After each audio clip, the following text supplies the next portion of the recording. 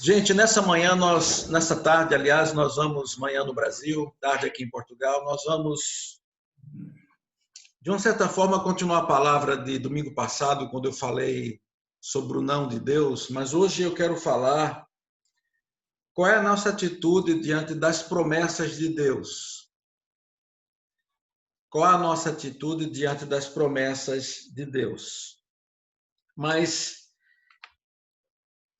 eu queria ler um texto, o Salmo 78, os versos 70 a 72.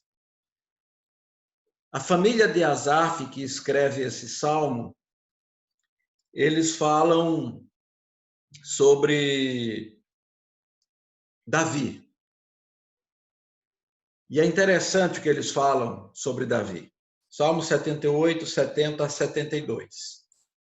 Escolheu o seu servo Davi e o tirou do aprisco das ovelhas, do pastoreio de ovelhas, para ser o pastor de Jacó, seu povo, de Israel, sua herança. E de coração íntegro, Davi os pastoreou, com mãos experientes os conduziu. Amém. O salmista fala do pastoreio de Davi, tanto como pastor das ovelhas, como depois, como Deus o tornou o pastor de Jacó, ou o pastor de Israel. E nós vemos claramente como Deus fez isso. No texto passado, domingo passado, nós vimos 2 Samuel, no capítulo 7, quando Deus fala justamente sobre isso. Em 2 Samuel 7, 8, ele diz: Davi, eu te tirei das pastagens, onde você cuidava dos rebanhos, para ser o soberano de Israel, meu povo. Ou seja, aquilo que o salmista Asaf, a família de Asaf, fala no Salmo 78, é o que está escrito aqui. A própria palavra de Deus para Davi, quando Davi quer construir o templo, Deus diz não para ele. E a palavra de Deus clara é: Davi, olha, eu te tirei do pastoreio das ovelhas para pastorear o meu povo Israel e que você pudesse ser rei sobre ele. Deus dá várias promessas, nós vimos domingo passado, promessas de que Davi realmente foi escolhido por Deus, a promessa de que viria um filho que ainda nem tinha nascido, que era Salomão, e que ele construiria o templo. Não apenas isso, a Bíblia nos diz aqui em 2 Samuel 7, de que a palavra de Deus é de que Deus estaria construindo uma dinastia, não apenas seria um filho que estaria construindo o templo, mas uma dinastia de Davi seria erguida e essa não teria fim. E como eu falei domingo passado, essa dinastia ela é concretizada no descendente de Davi, que é Jesus. E Jesus, então, é esse que é o filho de Davi. Se lembre que quando o cego, Jesus está a passar, o cego clama: Jesus, filho de Davi, tem misericórdia de mim. Jesus, filho de Davi, tem misericórdia de mim. Justamente ele sabia que o Messias seria um descendente da linhagem e da dinastia de Davi. E é interessante como a gente vê isso na palavra se cumprindo, concretamente na vida de Jesus de Nazaré. E Deus dá todas essas promessas para Davi, de que seu reino seria grande, de que ele seria famoso, de que ele não construiria o templo, nós já vimos domingo, porque ele tinha derramado muito sangue, mas de que seu filho construiria o templo. E qual é a reação de Davi diante dessa promessa de Deus? A reação de Davi, eu queria falar de basicamente duas orações hoje de Davi, duas respostas de Davi ao não de Deus. Deus diz: não, você não vai construir o templo, mas tem todas essas promessas aqui, algo muito maior. Então, a primeira coisa importante de lição quando a gente recebe um não de Deus: Deus tem sempre o melhor para nós. E o melhor dele nem sempre é o que nós desejávamos, ou desejamos, ou aquilo que nós queríamos, ou aquilo que nós queremos. Deus tem o melhor. E o melhor de Deus quer dizer isso, é o melhor. Então, Davi, diante da resposta de Deus, quando ele vê que o projeto de Deus é muito maior do que a construção do templo, de que o projeto de Deus é uma dinastia que iria durar para sempre, por gerações e gerações, e em Jesus ela se torna eterna. Quando Davi diz que é seu filho, vê que seu filho que vai construir o templo, quando Davi vê tudo isso, então ele entra no tabernáculo, o lugar de adoração de Deus, e ele se senta diante de Deus e ora. Ele se senta. Aqui Davi mostra uma verdadeira espiritualidade, um coração voltado para Deus. Davi sempre foi assim. Quando em Atos 13 diz que Deus escolheu Davi porque ele tinha um coração segundo o coração de Deus, é porque Davi era um coração que tinha esse coração inclinado para buscar Deus. Ele tinha uma verdadeira espiritualidade, uma espiritualidade que era aberta, uma espiritualidade que era íntima com Deus. E isso foi construído ao longo do tempo. Foi refinada nos 12 anos, por exemplo, quando Davi foi perseguido por Saul e foi morar nos desertos, foi morar na caverna de Adulão, por exemplo. Deus foi construindo todo o caráter de Davi, toda a vida dele, durante todo esse tempo de perseguição. E Davi, ele ora. E ele reconhece. Então, a segunda característica de Davi, além da espiritualidade dele, e ele mostra toda a sua espiritualidade nos seus salmos, imensos salmos que ele escreve, quase metade dos salmos praticamente foi Davi que escreveu. Além da espiritualidade, Davi mostra humildade. Ele diz: quem sou eu, ó soberano Senhor? Verso 18 do 2 Samuel 7. E o que é minha família para que me trouxestes a este ponto? E como se isso não bastasse para ti, ó soberano Senhor, também falar sobre o futuro da família deste teu servo. Quem é este teu servo? Quem é a família? Quem é a minha família? Davi sabe. Ele não era das famílias ricas, não era das famílias poderosas de Israel. Ele diz: Deus, tu me escolheste isso mesmo, lá por trás, de trás da manada. E Davi sabe, nós conhecemos a história. Não era, longe disso, o favorito do seu pai. Era, pelo contrário, era desprezado pelo seu pai.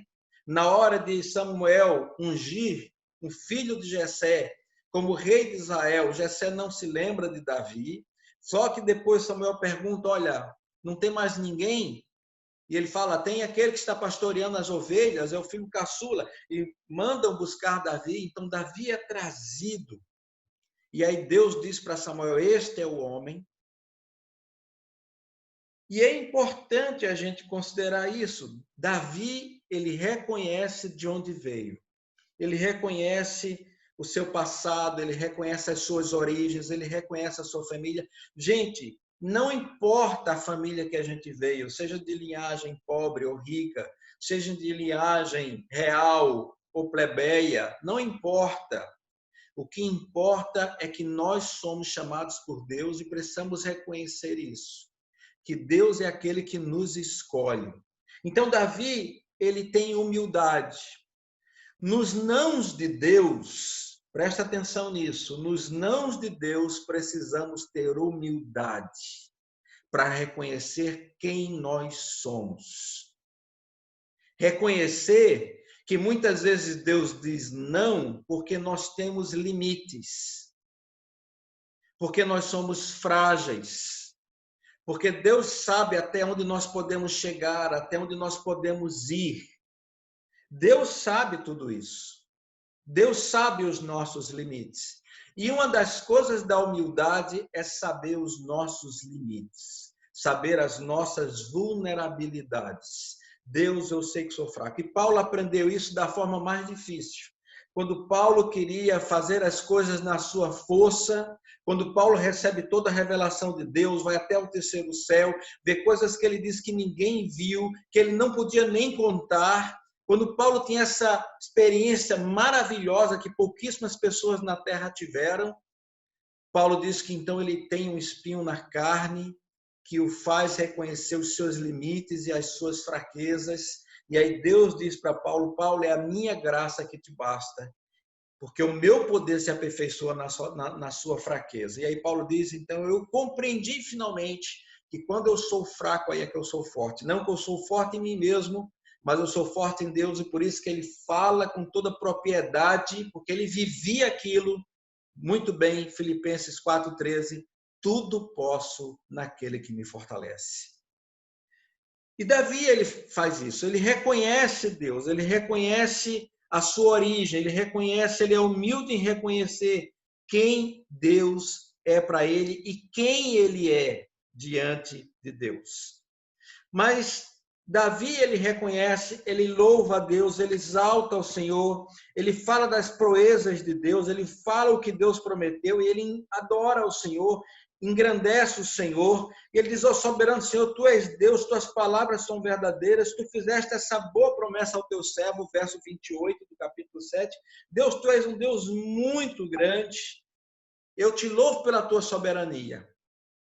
Mas eu queria também falar da segunda oração de Davi, rapidinho, que está lá em 1 Crônicas 29. Quando Davi tem uma outra atitude diante de Deus. E a atitude de Davi é que Davi, ao invés de ficar chateado porque não iria construir o templo, quando muitos anos depois Salomão nasce, e Salomão, muitos anos depois, se decide que Salomão é quem vai suceder Davi. Davi, nos capítulos 28 e 29 de 1 Crônicas, ele mostra um coração desejoso de cooperar com os projetos de Deus. E essa é uma outra atitude muito importante. Vimos nas duas orações de Davi que ele tem uma verdadeira espiritualidade, que ele tem uma verdadeira humildade. E aqui Davi mostra essa humildade quando ele coopera com o seu filho. Ele não é aquele que diz: ah, Deus, já que tu escolheste outro, eu estou agora chateado. Ah, Deus, então minha vida acabou. Não.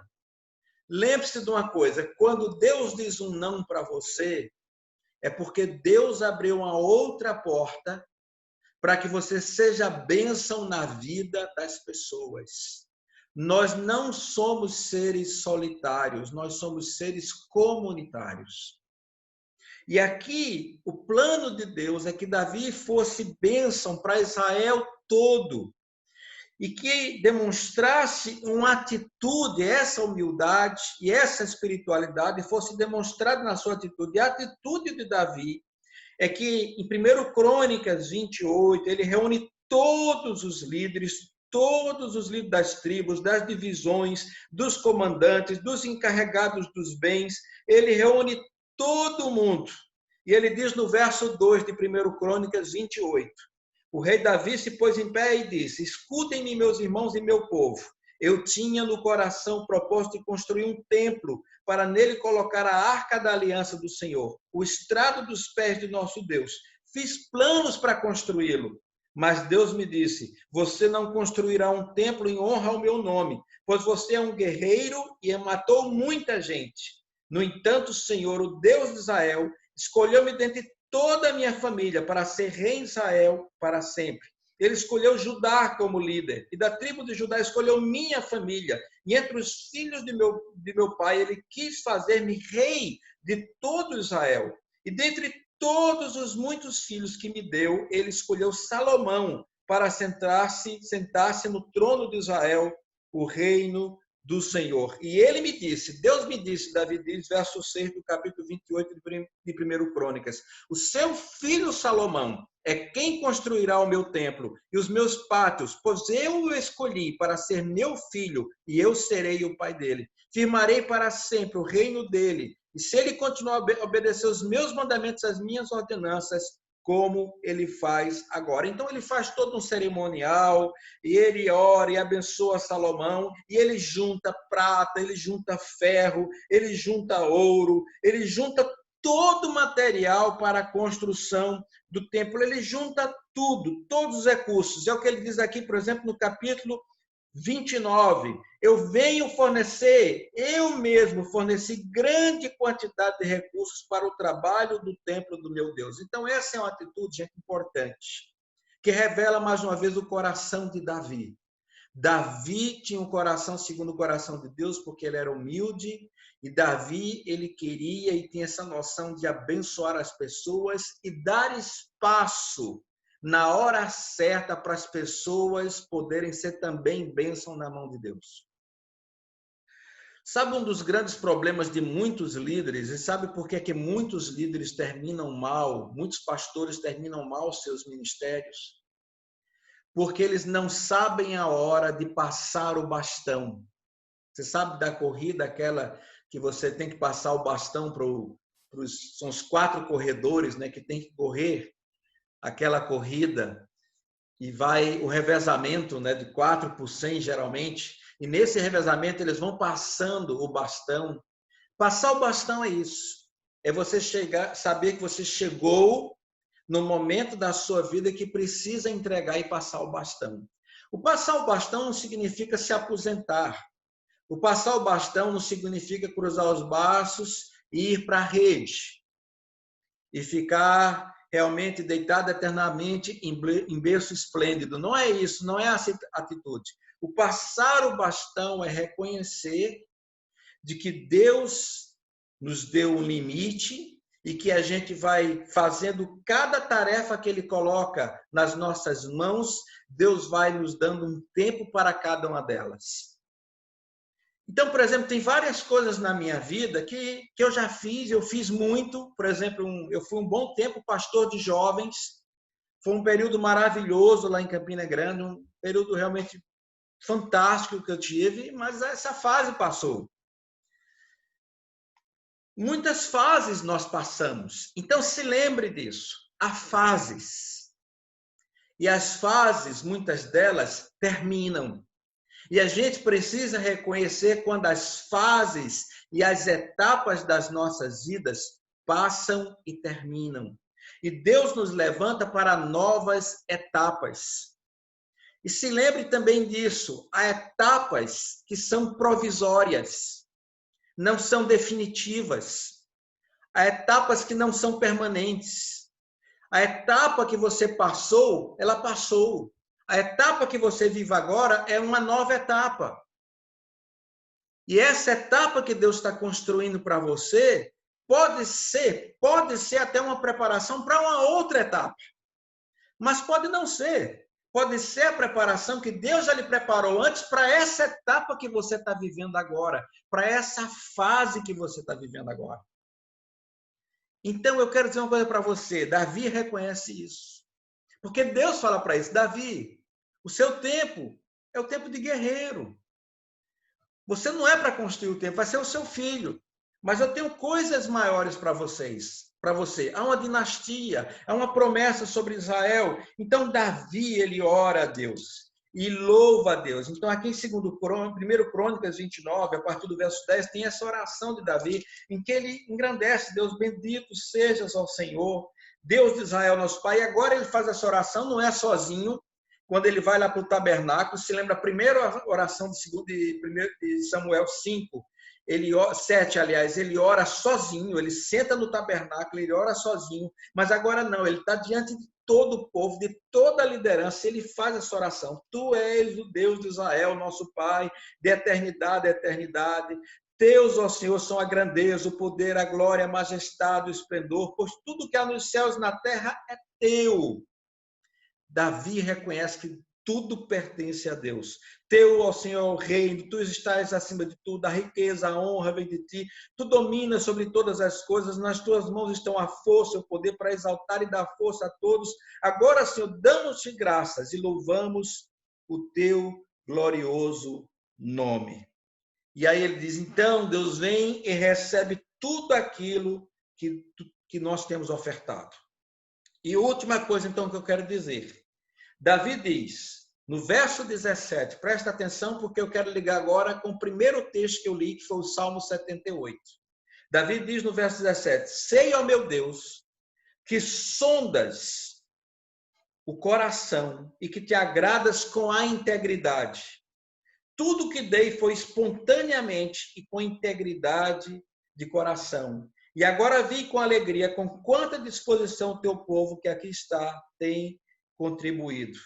Ó Senhor Deus de nossos antepassados, Abraão, Isaque e Israel, conserva para sempre este desejo no coração do teu povo, e mantém o coração deles leal a ti. E dá ao meu filho Salomão também um coração íntegro. Eu gosto muito de uma definição de integridade que Charles Swindoll fala muito bem. Ele diz que integridade, ser íntegro, é quando você é o que é quando ninguém está olhando.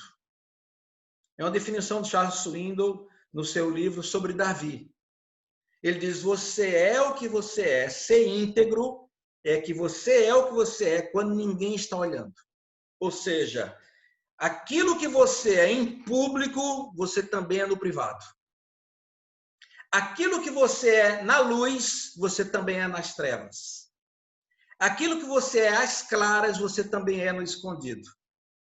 Ser íntegro é você ser o que você é quando ninguém está olhando. Se lembre disso hoje pela manhã, hoje à tarde. Não esqueça disso. Então, isso é integridade. E por isso que eu gosto muito desse Salmo 78, quando ele diz claramente, Davi, ele pastoreou o povo de Israel com integridade. Então, se lembre disso. 3 características básicas que Davi respondeu ao não de Deus. Com a verdadeira espiritualidade, ele ora, ele busca a Deus. Aí é que ele busca a Deus. Com humildade. Ele reconhece suas limitações, suas vulnerabilidades. E, em terceiro lugar, com integridade.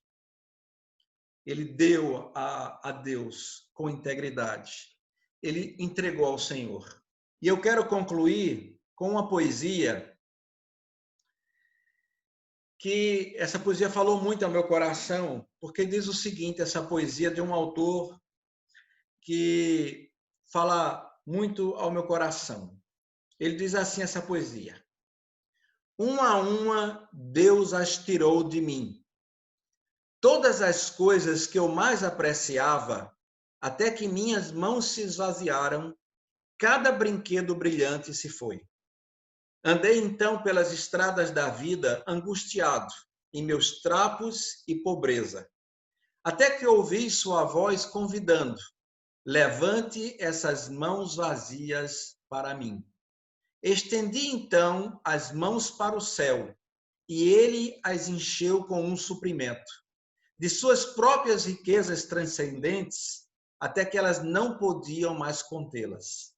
Minha mente insensata e embotada finalmente compreendeu, presta atenção agora, que Deus não podia derramar suas riquezas em mãos já cheias. Deus não podia derramar suas riquezas em mãos já cheias. O poema diz, eu ouvi sua voz convidando, levanta essas mãos vazias para mim. E aí o poeta diz, então eu compreendi que Deus não derrama suas riquezas em quem tem as mãos cheias. Quando a gente é humilde, quando a gente tem um coração voltado para Deus e é íntegro, a gente está dizendo isso para Deus. Aqui estou eu, Senhor, com minhas mãos vazias. Faz de mim o que tu queres fazer. E quando a gente entrega a Deus as nossas vidas e vem com as mãos vazias, aí Deus derrama suas bênçãos sobre nossas mãos vazias. Que Deus nos abençoe, gente. Que a bênção dele esteja sobre nós. E que a gente continue aprendendo cada dia do Senhor, naquilo que ele quer de cada um de nós. Que a gente saiba responder aos nãos de Deus. Que a gente saiba responder a tudo que Deus nos dá com essa integridade, com essa humildade, com essa espiritualidade. Um coração verdadeiro voltado para Deus. Quero orar nesse momento. Pai, muito obrigado pela tua palavra, por aquilo que ela nos falou hoje. Dá-nos realmente um coração igual de Davi, um coração segundo o teu coração. Um coração que tem uma verdadeira espiritualidade, um coração que ora a ti, que busca a ti, que se assenta na tua presença, que se ajoelha na tua presença. E que a gente reconhece quem nós somos, quem tu és. Ao mesmo tempo, sabemos de nossas limitações, fraquezas, e vulnerabilidades.